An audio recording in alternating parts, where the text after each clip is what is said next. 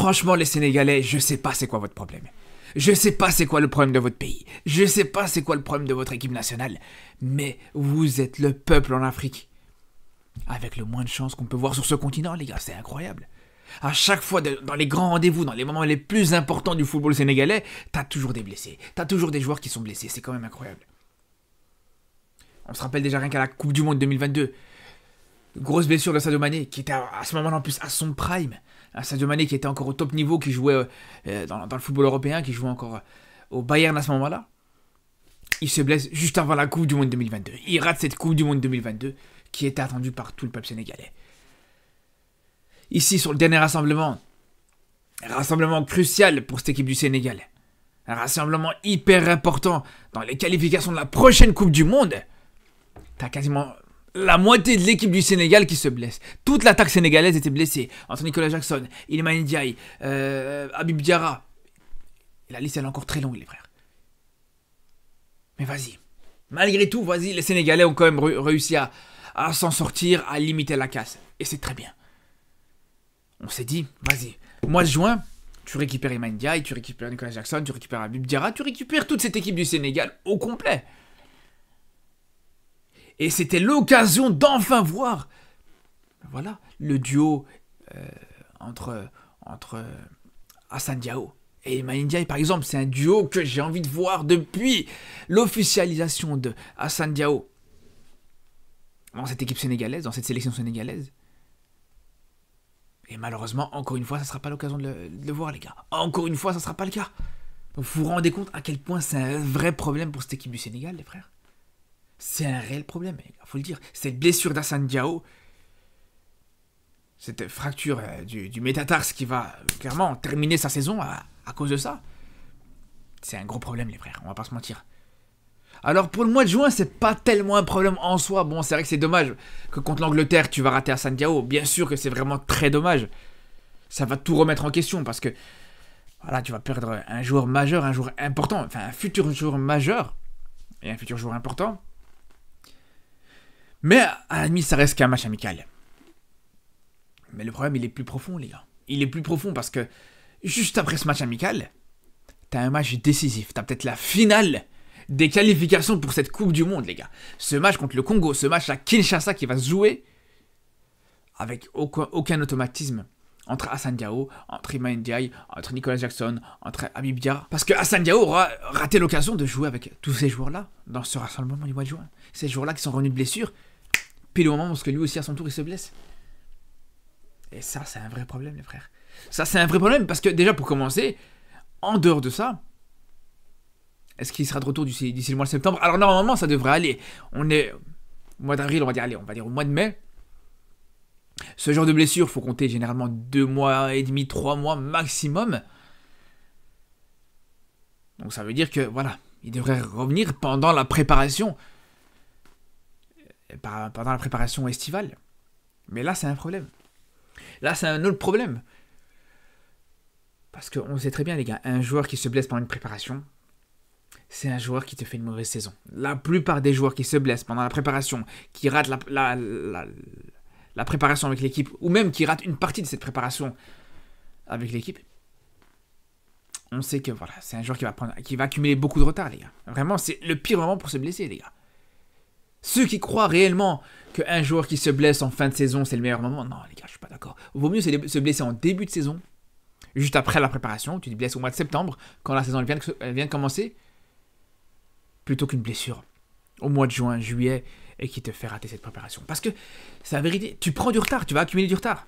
Pendant que les joueurs, ils se préparent pour débuter cette saison, toi, tu vas seulement revenir de blessure, te préparer pour revenir de ta blessure, et juste derrière, voilà, tu auras besoin aussi d'une préparation physique, c'est encore totalement différent.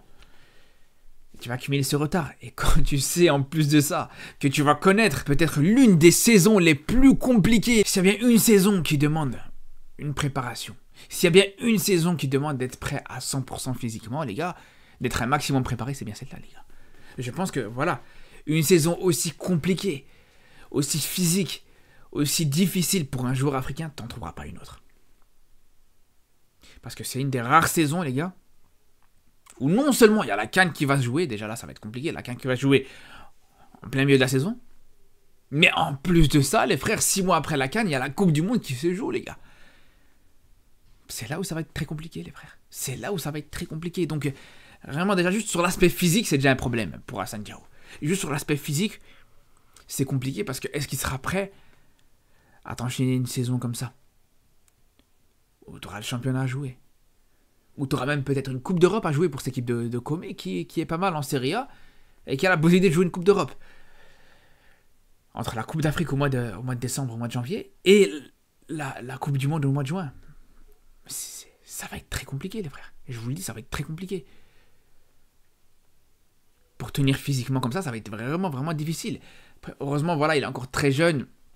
Physiquement, il peut encore tenir. Mais pour le même prix, les gars, si physiquement, il y a une génétique qui n'est pas ultra solide, etc., c'est typiquement le genre de saison qui peut faire qu'il peut s'enchaîner les blessures les unes après les autres, les frères. Et je vous parle encore une fois, pour ceux qui ne savent pas, en connaissance de cause, vu que c'est mon domaine, c'est mon travail, c'est ma profession en tant que kiné spécialisé dans le sport, c'est quelque chose que je peux clairement vous attester.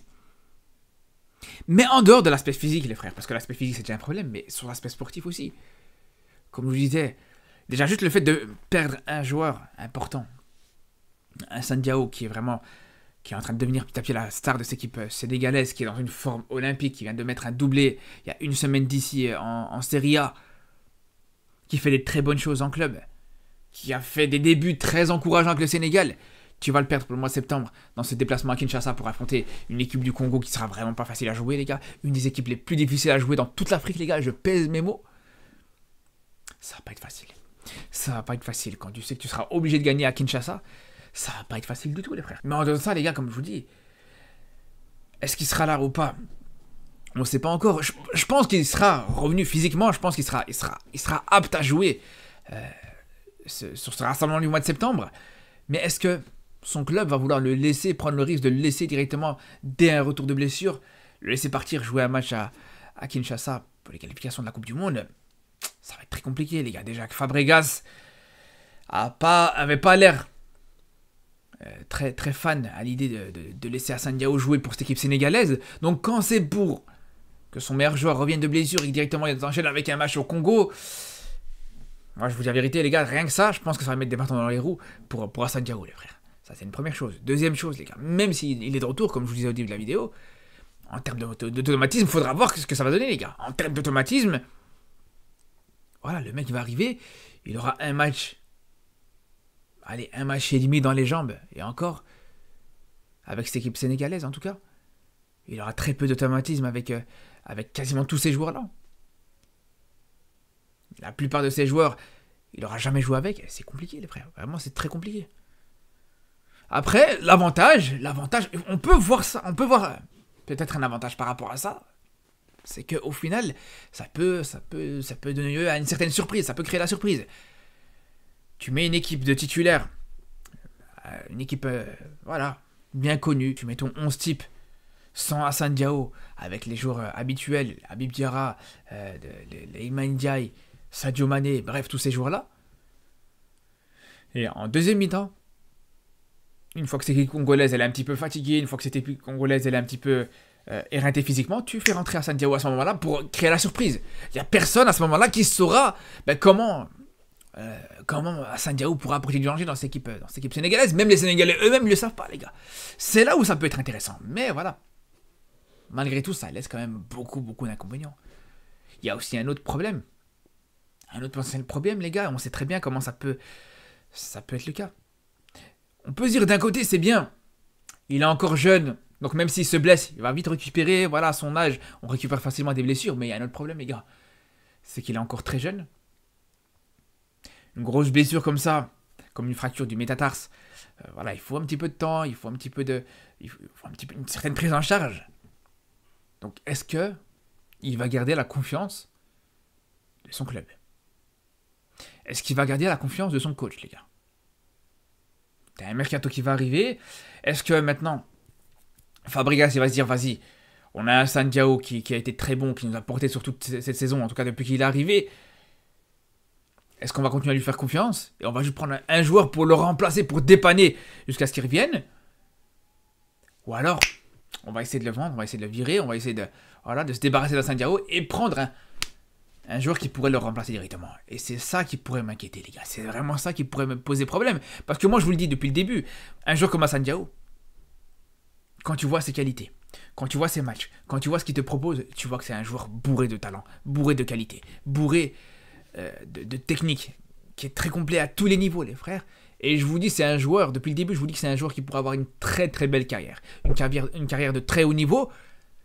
Une chose qui pourrait poser problème, ou plutôt deux, c'est les blessures. Et ses choix de carrière, les gars. Mais quand là, le problème, c'est que il se blesse tout pile au moment du mercato, et ça peut directement impacter sa carrière, comme ça peut impacter sa fragilité physique, les gars. C'est ça, comme je vous dis, personnellement, c'est ça qui m'inquiète, les frères.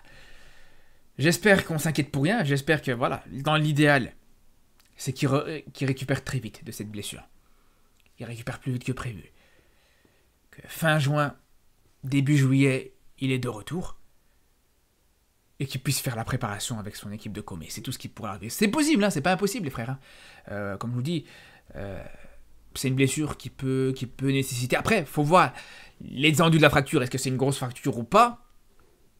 Je sais pas. Mais ce qui est sûr et certain, c'est que, voilà, en 2 mois, ça peut se faire. Revenir en 2 mois de ce type de fracture, ça peut se faire. Il pourrait revenir juste derrière et il pourrait faire la préparation avec cette équipe de Comé. Ça serait la meilleure chose qui pourrait arriver, vraiment. Ça serait totalement indispensable, j'ai envie de vous dire, que ce soit pour lui ou pour cette équipe du Sénégal, clairement. Sur ce, les frères, on se dit à très vite pour de nouvelles vidéos et surtout d'ici là, prenez soin de vous.